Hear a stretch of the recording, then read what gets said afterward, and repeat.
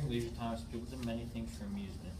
Back in the medieval ages, children liked to play with dolls and other toys that they built, such as wooden swords and hobby horses. Some activities they liked to do was rolling hoops, playing badminton, lawn bowling, and blind man's buff. What the adults played were games like chess, checkers, and backgammon. The swords that they played with are wooden, and they used them like they were knights.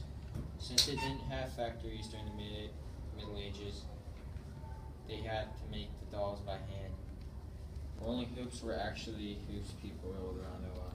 I would imagine that only the adults played chess because it is hard and to most people confusing. One thing people occasionally did for fun was go to festivals. Sometimes people took time off of work to go to festivals. Most were in celebration of holidays. One thing that was popular was animal baiting. It was a most horrible treatment. They would tie an animal like a bull or a bear to a peg by the back leg, neck, or sometimes a nose ring. Once they were tied up, they would release trained dogs on them to attack. One other thing that people also did for fun were fairs, which were also kind of like festivals. When there was a fair, there were jugglers, dancers, clowns, and minstrels, which were people who sang or recited poems. Guild members dressed up in costumes and carried banners down the street. Another form of public entertainment during the festivals were plays. Plays almost always depicted religious things and were mostly put on by guilds of workers. The guilds usually put on plays that had to do with their craft. For example, the Fishers Guild may put on a play about Jonah and the whale. Or maybe the Carpenters Guild would put on a play about Noah's Ark.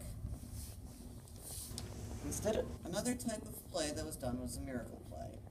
Instead of focusing on biblical stories, they were focused on the lives and works of various saints.